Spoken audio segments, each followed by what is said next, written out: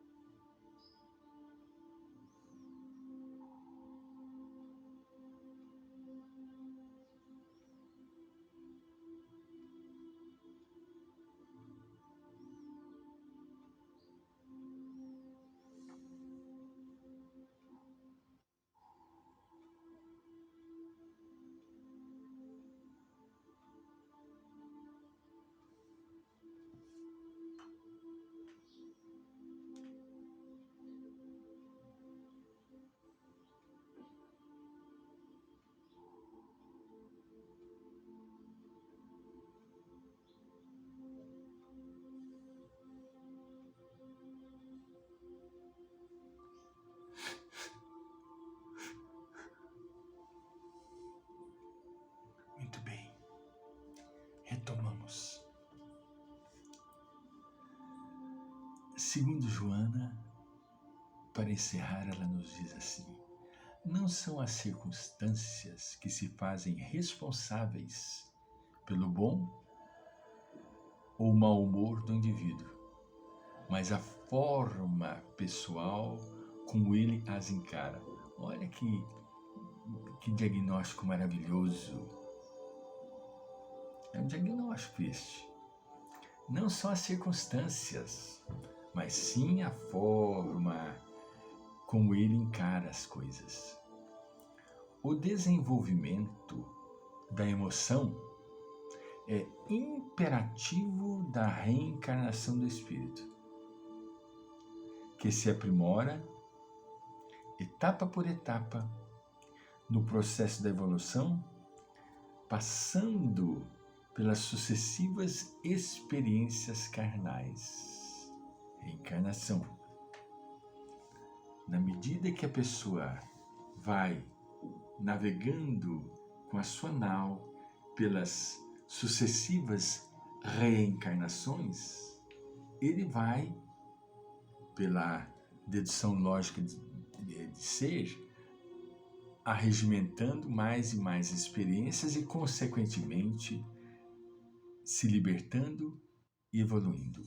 Cumpre desse modo, encerra Joana de Ângeles, ao homem e à mulher, seres essencialmente emocionais, a canalização dessa força dinâmica para a autossuperação, constatando que ninguém, em fase normal do desenvolvimento, passa sem vivenciar o alto potencial da emoção.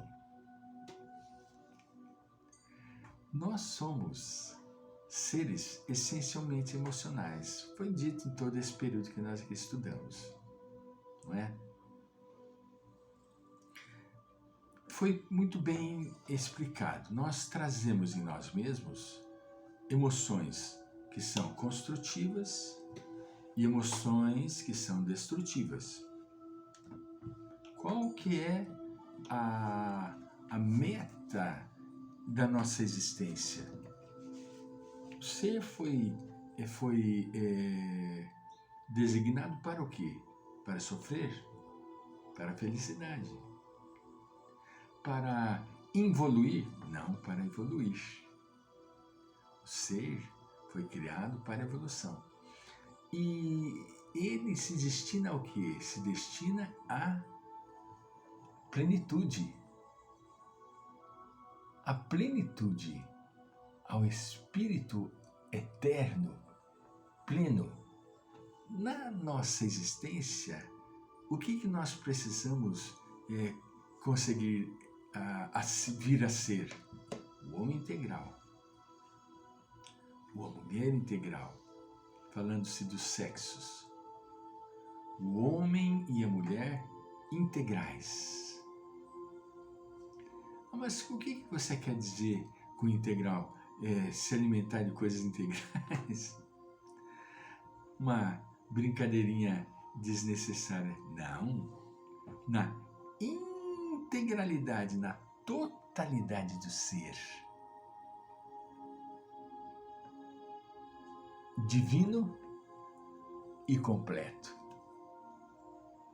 Trazermos e fazermos com que desabroche o divino que está oculto dentro de cada um de nós. O divino, o ser divino. Por que é tão importante isso? Ora, nós somos filhos de Deus. E como filhos de Deus, nós recebemos toda a sua herança e precisamos lográ-la. Como? Como? Através do autodescobrimento. Como que nós deveríamos fazer esse tal chamado autodescobrimento? Aonde nós encontraremos a metodologia mais adequada e indicada para lograrmos esta meta? Não está aqui. Muito bem. É muito simples. Muito simples. E a metodologia também é simples. A doutrina espírita, existem aí infinidades de recursos meditacionais. Perguntamos para Divaldo Pereira Franco qual seria, Divaldo, o meio mais indicado, qual a técnica mais indicada para podermos nos autoconhecer? Meditação. Não existe outro método mais recomendado para isto, para lograr-se atingir-se esta meta. Muito bem. Existe um método específico? Não. Mas existe inumeráveis métodos de meditação. Inumeráveis métodos de meditação. Daniel Goleman, ele cita vários métodos de meditação no seu livro Mente Meditativa. No seu livro Mente Meditativa, ele cita vários métodos de meditação. Mas existe um método simplicíssimo que a doutrina espírita nos oferece. Na realidade, nós falamos doutrina espírita porque é uma obra codificada por Allan Kardec, e dentro desse seu Pentateuco, no livro Pentateuco, no livro dos Espíritos, ali se encontra a citação da metodologia, mas não é o Espiritismo. Entende? O Espiritismo não trata especificamente deste tema, não.